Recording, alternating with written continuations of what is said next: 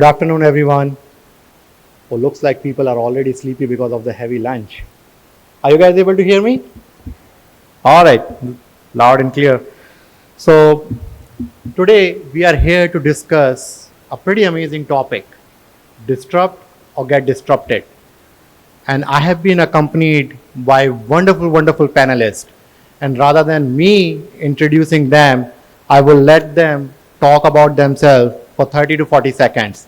And then you will get to know them better. Because all these people has done tremendous job with the emerging technology in their respective fields. So I don't think I am the right person to do justice with their titles and credentials, and I will let them introduce themselves. So why don't we start with our first panelist? Gerald, do you want to introduce yourself?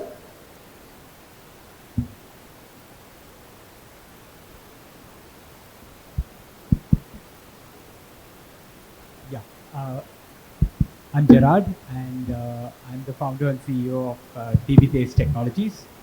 And I have about close to 30 years of experience in the industry. And right now, I'm leading a mission where we believe that the data in any organization should not leave the organization. And it should be the intelligence and the compute that should move into the data boundaries and not other ways. So that's an area where we are struggling. All right, thank you so much, Gerard. Now we have another wonderful gentleman, Guy. Guy is a expert in the security domain and the cyber security. So, Guy, few words about yourself. Thank you. Thank you.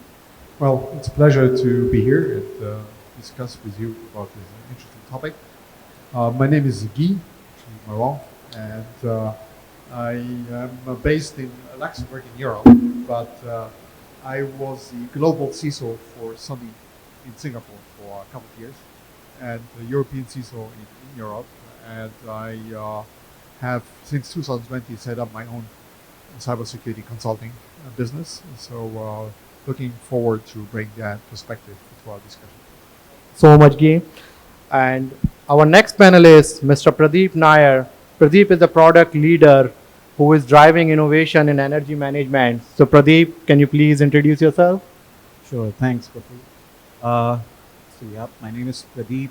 I come from a technical background, but have learned and grown and traveled through all the different industries from venture capital, private equity to multiple startups, and then finally I'm focusing on energy sector. That's where I see the most potential. So I have led products for multiple companies from India to Canada, and now I'm working with multiple startups, young startups in India and North America, helping them to push their first product to the market, help them scale and connect them with the right investors so that they can raise funding and grow. So yeah, that's what I like doing, and feel free to connect with me if anybody wants to talk about startups. So that's me. Thank you so much, Pradeep. Our next panelist is Mr. Binay. Binay is doing fabulous job in cybersecurity and also on the human capital. So that's going to be another twist, that this conversation is not just going to be about the technology and the artificial intelligence, but it is going to be about how humans can effectively use it and what are the drawbacks of this technological advances. So, Binay. Good afternoon, everybody. My name is Binay Roy, and I work for EC Council, a company dedicated towards cybersecurity and keeping enterprises and individuals safe. We live and breathe cybersecurity. So, just a tip, everybody over here is hooked on to the hotel Wi-Fi without reading the terms and conditions. So, welcome to the world of reality. So, we'll be talking a lot on that. Thank you so much, Binay. And our next panelist is Mr. George. George is a multidisciplinary entrepreneur who works in the intersection of technology, consulting, and creative industries. So, George, few words about yourself. Hello, everybody. Yeah, as my friend Binay said, you all have been hugged already, so you can relax right now. So I'm George Kavalakis. I'm from Greece. You can find me between Greece and Belgium. I've been working in the IT industry for more than 25 years. I have my own company in cloud computing and cybersecurity, obviously. And besides that, I'm also in the creative industry, entertainment, because I also own a company regarding artists, promoting artists, creating events, and stuff like that. And I find a combination between tech and the artist because both are creative. And yeah, we're here to be disruptive, to get disruptive, to see what's that's all about. Perfect. Thank you so much, George.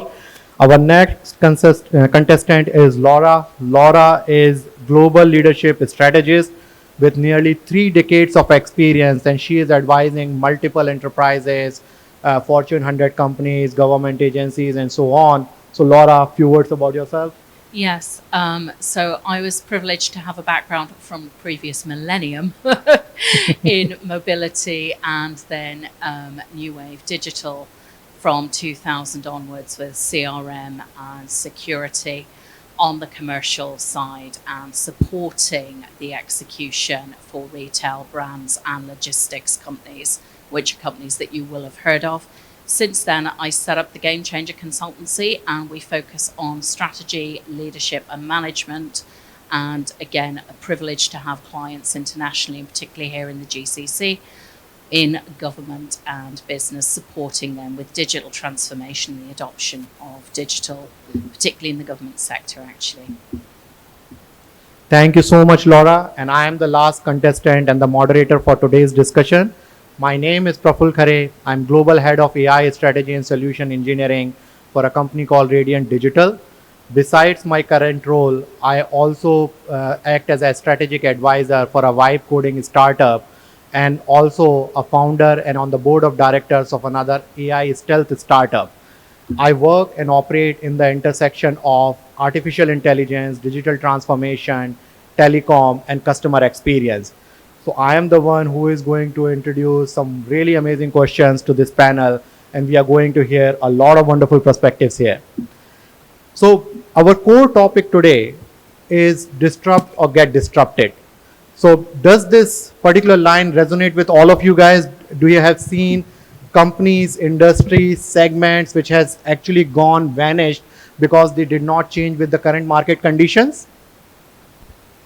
Yes? So I would like to start with an example. We all are using cell phones. We all are using digital cameras. Do you know who built the first digital camera? It's Kodak.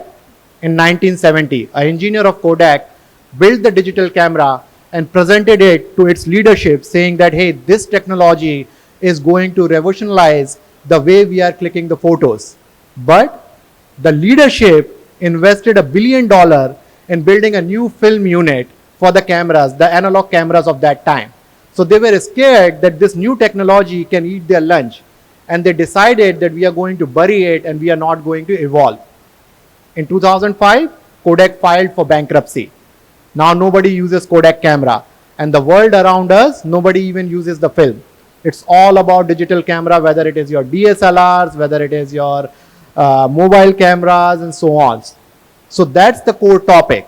Around us also today, there are multiple emerging technologies are coming. We all are talking about autonomous driving, cybersecurity, quantum computing, and biggest of all, artificial intelligence, where the largest investment in the human history is going in that direction. Some research are even predicting that that market is going to be around $5 trillion in next 10 years. So with that particular comment, I would like to start the discussion and try to understand more that what are the different emerging technologies in different industries and how they are transforming the way around our panelists. So, Gerald, do you want to start with the data management? Yeah. So while we are talking about AI and there's so much of investment happening in AI, it's also a time of turbulence that is in the market. And you see the contrast. In spite of the turbulence, there is so much of investment that's going in. It's just showing that that trend is not going to die. It's going to just accelerate from here. But that's just opening up a lot of other doors as well. So there are other areas that are evolving along with AI. Like, for example, uh, the need for GPUs and the compute power, the cooling systems used in data centers. That's one side of it. There are technologies that is adapting to AI and that's evolving, which is again a disruptive market that's picking up. You will also see people using AI um, for the negative side of it. The hackers using AI. So they are becoming smarter with AI. So they are what they used to sit and keep cracking say, networks and systems for days. Today, agents are doing it much faster. That opens up the topic of security, cybersecurity, and data protection. Uh, that's another market that's picking up. So I think we are in a very complicated landscape today where all these different technologies coming together. And I think navigating this carefully is the need of the hour. Absolutely. Since we talked about how hackers and hacking is becoming more and more sophisticated, we have multiple cybersecurity experts on our panel. Do you guys want to share your opinion on that? That how do you think that whole domain, the negative side of the cybersecurity with the help of AI and quantum computing and other things, how it is actually getting, attacks are getting more and more sophisticated? Well, I would like to start from the term AI, then move into cybersecurity. We have a saying internally: if you want to sell a toothbrush, just say that it is AI enabled. Having said that, we need to understand what AI actually does.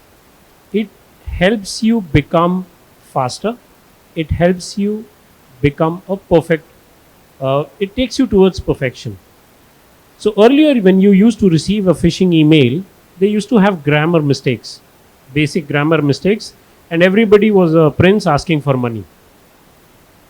Nowadays, the emails that you receive are very, very sophisticated.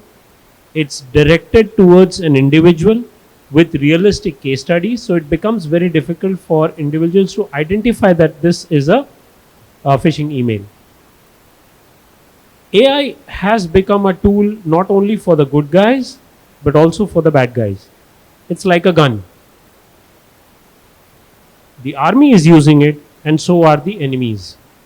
Who uses it better actually wins the race. So you have sometimes you fall for it, sometimes you win for it.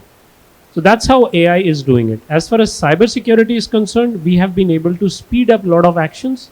For example, when we used to do manual pen testing, we used to take a sample size of 20%, do it in 4 days. What AI has enabled us is to do 100% surface management. We are doing 365 days pen testing. Now that helps organizations to stay safe.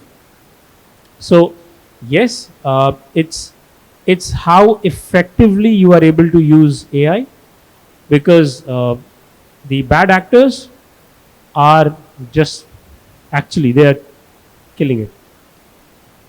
Laura, please go ahead. Can I offer? I see with cybersecurity and how we use AI and with any technological transformation, I think there are three lenses that we look through. There is the technical capability, there is the human behavior, and there is what people are going to do driven by their own motivations, the culture in our organizations, and how well we educate people. Thirdly, and I think this is the part where there is a lot of catching up to do, is regulation, and by that also international harmonization of regulation and security standards in this brave new world. So I'd like everyone to build on that point. That's true, but the part of the regulation is like the really strong one that needs to be put in place right now. It's like so open, everybody can do whatever they want. So, and even the companies that are building AI models are not being regulated, you know.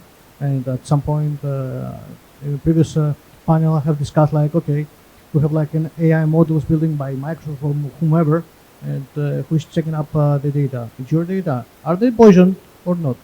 Has anybody tampered with your data? An AI model has been built and you get to know from its data, but who does confirms that the data are valid? This is another option. So regulations, checking up the security part, it's too complicated, and Right now, it's a black box. Nobody knows what the whole thing does. Even the ones that develop it, build it, they don't know what AI does. And that's why we need regulations to put in place. Absolutely. And with the AI, there is a famous saying that we should use governance as an accelerator, not for the bureaucracy. So, give few comments from your side on that.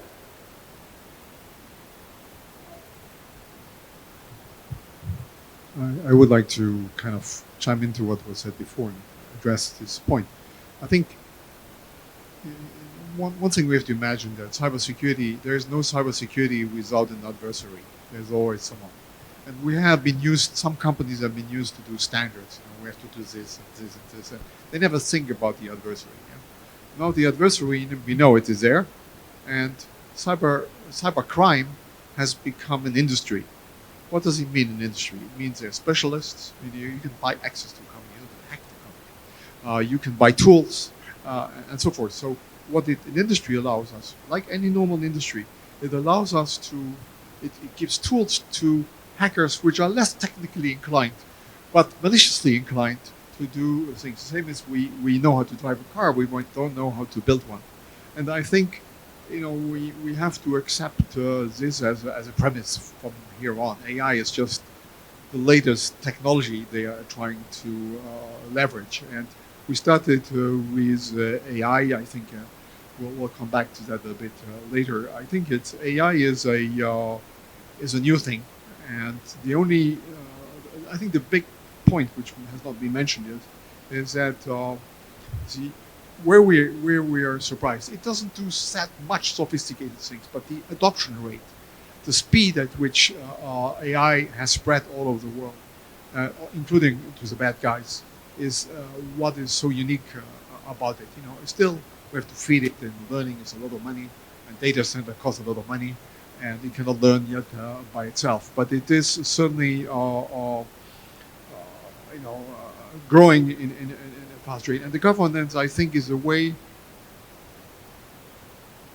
to some extent, to control something which is not fixed. It's not static. It's changed every month, every year. So I think it's good to think about governance, but I don't think we can fix the rules yet so easily in many ways. It's still evolving, and that's a wonderful, wonderful point. But besides cybersecurity and besides AI, there are a bunch of emerging technologies coming around us, like autonomous driving is one of the things. I went to the Museum of the Future since we are in Dubai, right? And there is a whole section about the robotics. So, Pradeep, considering you as a product leader who have developed many products from 0 to 1, 1 to 10, right? How do you see this as an opportunity? That bunch of these emerging technologies are coming up. How do you think that you can disrupt the existing ecosystem and build something new, build $1 billion company out of it? That's a great segue, Praful. So, funny story, like a couple of days ago, I was watching this latest podcast with Elon Musk on it, and he just said two of the factors that's going to change the industrial landscape in the coming times. A is AI, obviously, because everybody's talking about it and it's still in its nascent growing stage. And the second is robotics. His prediction is that in 20 to 30 years, most of the autonomous jobs will be human-free. And the ones that are still need human in the loop will also be eradicated, because these robots and AI will be tuned or programmed in such a way that they'll be able to take out all the mundane tasks from humans' hand, and people are just gonna either go on a universal income or just gonna focus on the creative side of things. So if a person with that point of view is talking about AI and robotics in such a way, I still feel that, considering our topic today, we are just seeing AI as a horizontal. But I would like to connect the dots here today that was thrown out in the air, that we also have to put in the lens of which industry the problem is being solved in, who are the users of that particular solution, because that changes a lot for us. It's easier to say that, oh yeah, I'm sending out this new application into the market, people can use it, we can worry about the security later. But I'm using power market as an example, where your entire system is run by electricity. Electricity is essential for every small operation, from charging your smartphone to conducting a life critical surgery in the operation theater. And that's a system that solely runs on reliability and trust. If you can build any company in any other industry that is used on a day-to-day basis, you only need three things working properly: people, processes, and trust. Sorry, technology. Technology. Not trust. But when it comes to industries like power market, you need to add the fourth P. That's trust, reliability, because I can only use AI as the first step of speeding up my decision making. So I will see AI as a decision enabler, but the ultimate decision in operations like in power market solely depends on somebody who can be, given the responsibility to take such critical decisions. So you can't really rely on AI on that. So we haven't gone to the stage where AI has grown enough to be the operating layer on it. Absolutely. We are still using AI to just grab that decision velocity, at least speaking from specific industries. But yeah, so again, coming back to the regulations, electricity industry is one of those industries which won't adapt AI to the greatest extent till we actually lay out all the regulations and guidelines. Because as everybody is pointing out, the biggest innovators in the world are bad guys. Absolutely.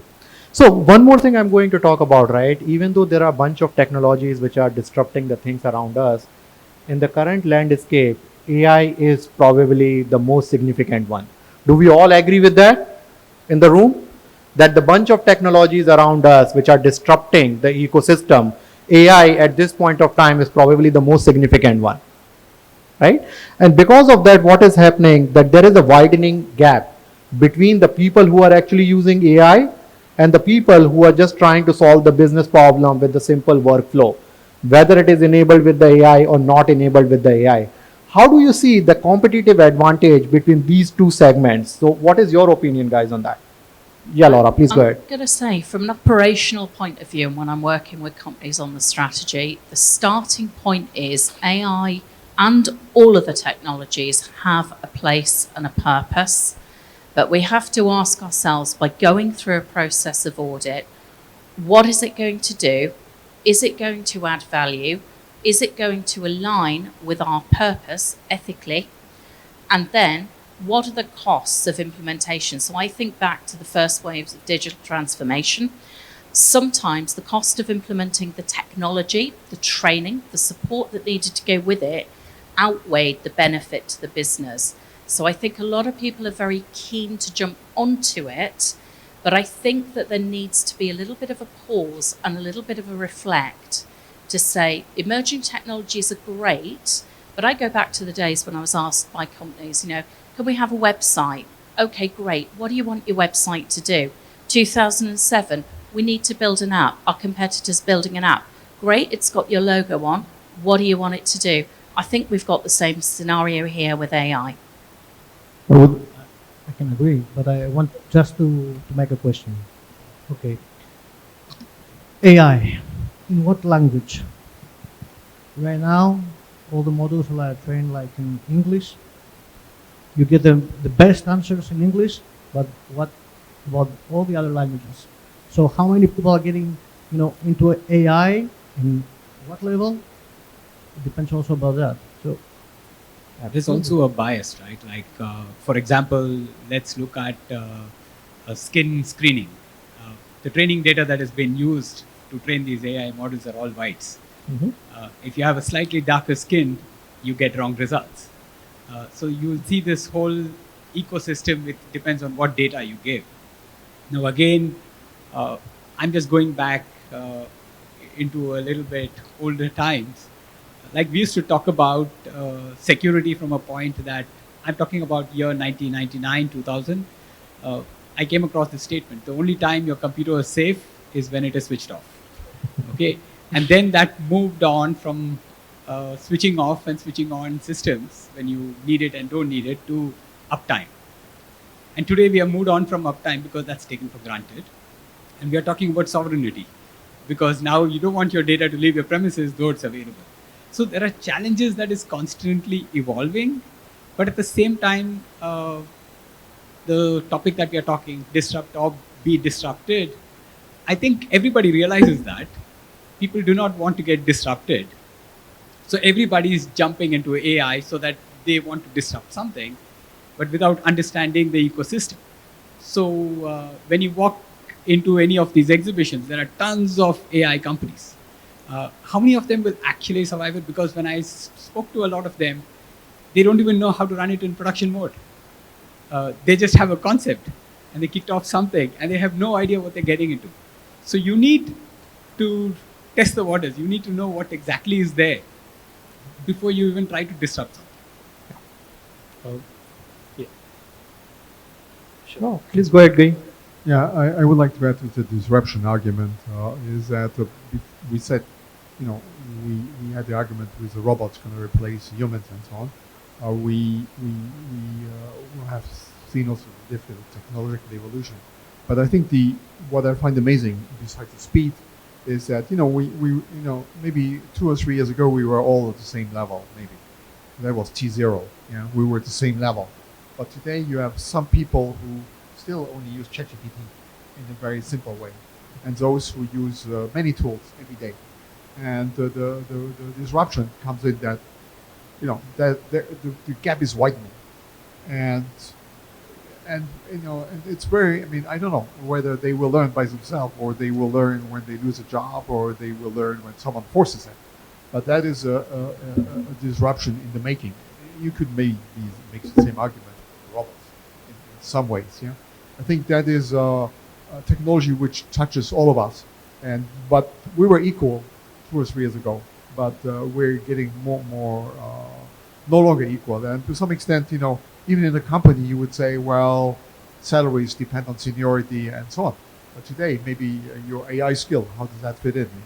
Maybe whoever has the AI skill should be, maybe playing a bigger role and so on. But that consciousness is not there yet. It's just happening, but people have not realized, that they either part of it or they're out of it. Absolutely.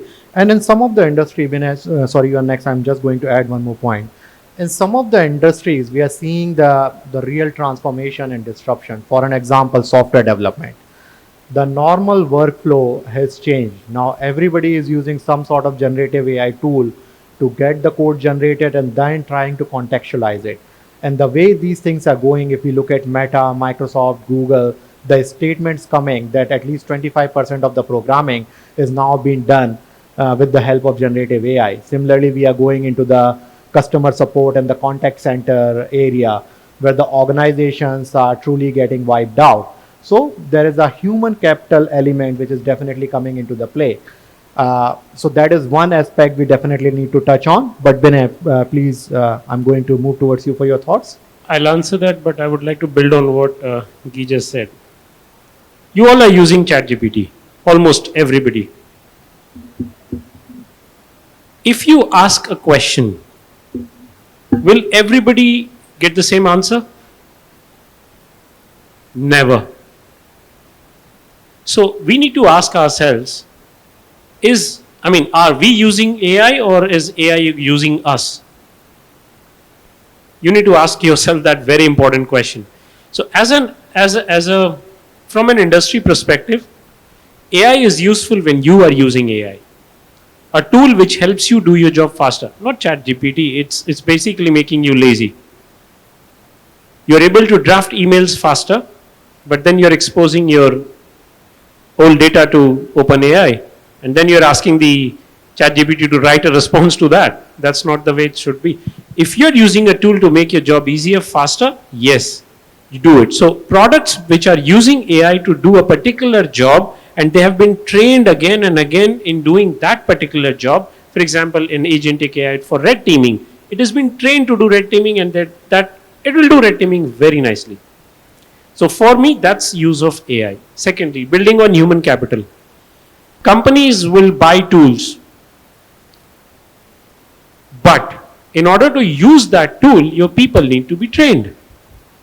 There have been instances where companies have spent millions of dollars in investing into latest technology, but forget the new technology. They have not even utilized the previously purchased technology well enough.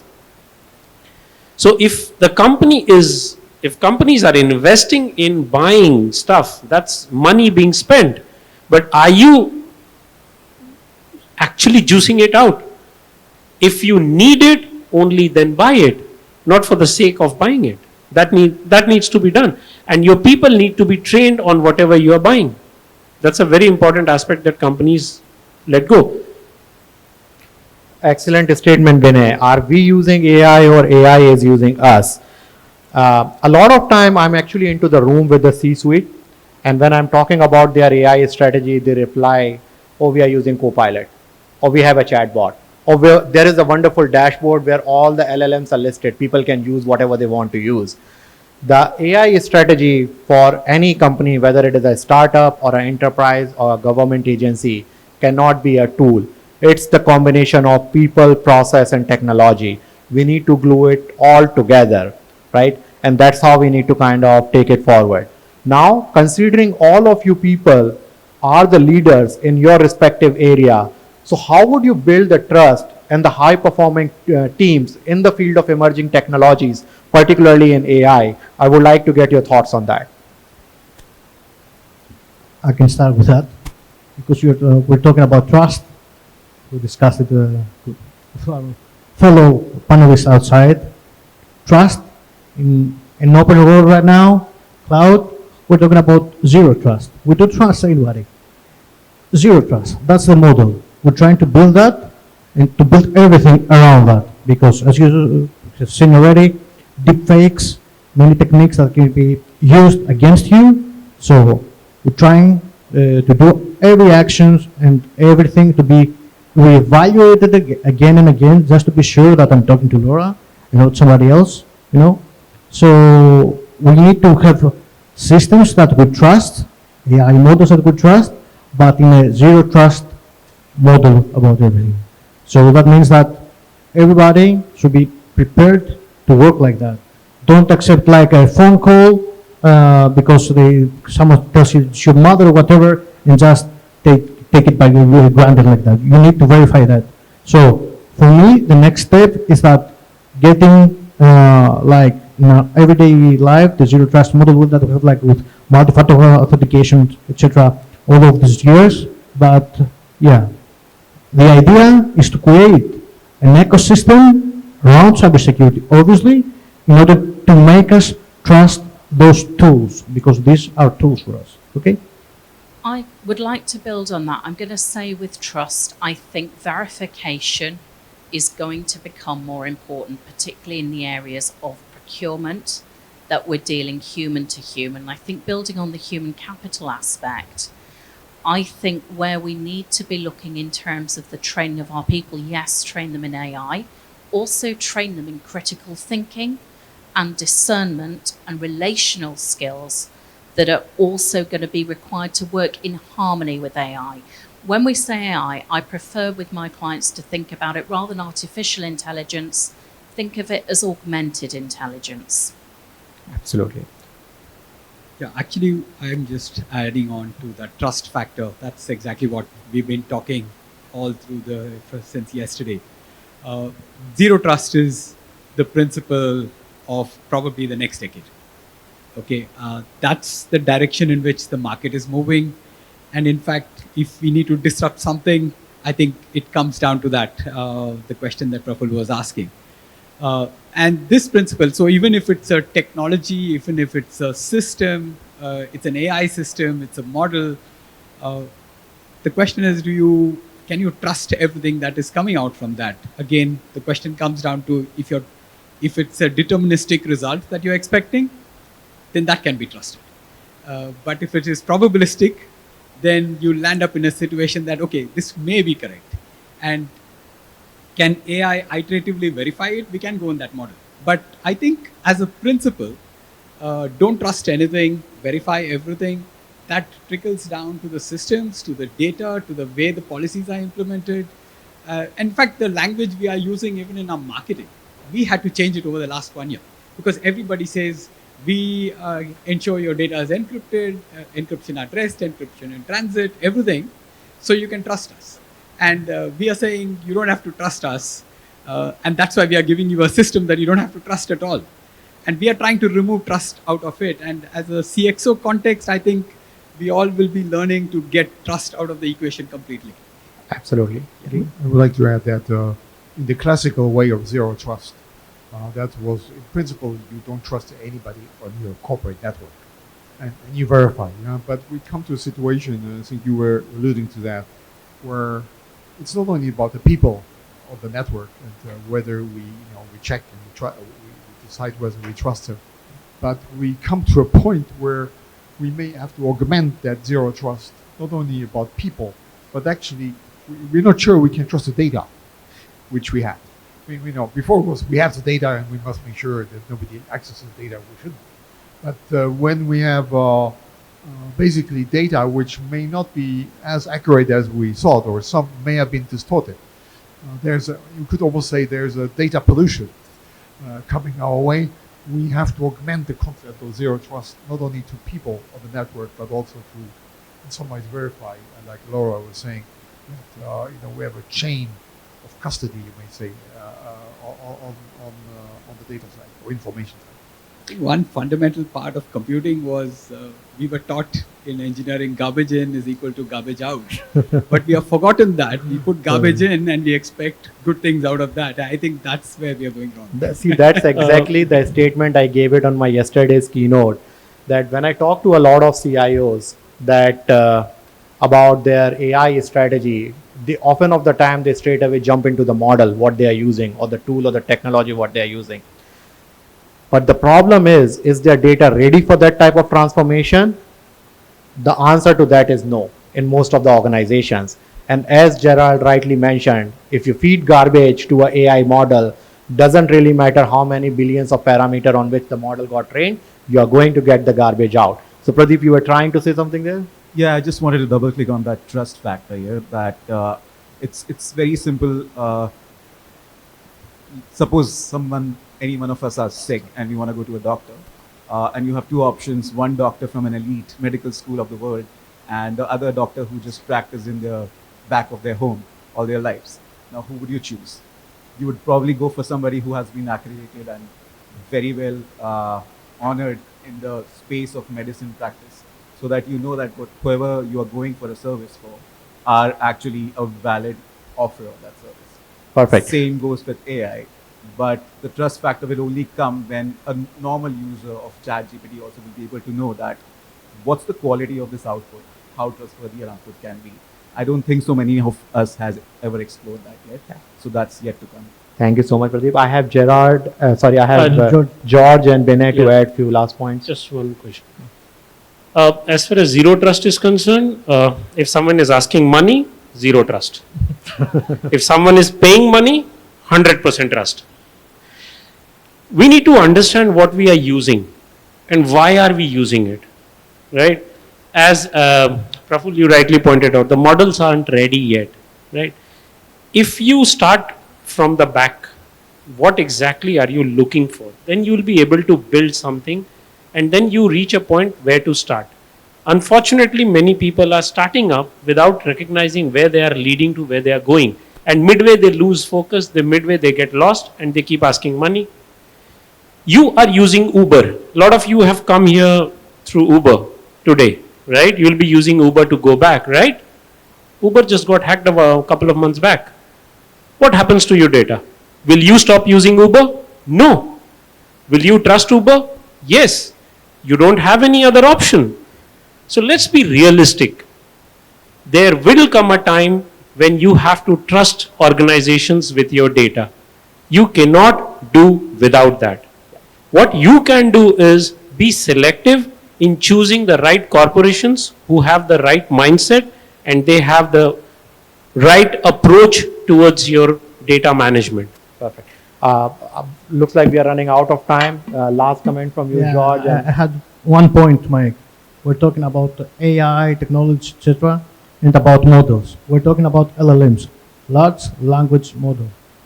So I guess most of you understand what that's a language model, so not a mathematical model. So if you ask a mathematical question, you don't get the right answer. checks the language. That's it. So there are too many things to realize as human beings on how these tools work, and we're talking, as again, these are language models. They need to be augmented with other type of models to have like more results in other sections as well. Thank you so much, everyone. Since we are sitting in Dubai, and I'm going to open it up for 1 or 2 questions from the audience as well. Laura, do you want to spend 20 seconds talking about the Vision 2030 or 2050? Honestly, I think the one thing I would add with aligning that Vision 2030 and Vision 2050 is clarity of purpose. If we are going to disrupt, we must be intentional. We must know why we are disrupting and what we are disrupting and the direction that we're building towards. Thank you so much. So guys, this is happening. I mean, we are at the junction point whether either we are disrupting the things with the help of AI and other emerging technologies, or we are also going to be disrupted like the way Kodak did. So any questions from the audience? Okay. We have been disrupted. Sorry, I have been disrupted. Yeah. All right. Thank you so much, guys. Thank you so much, everyone.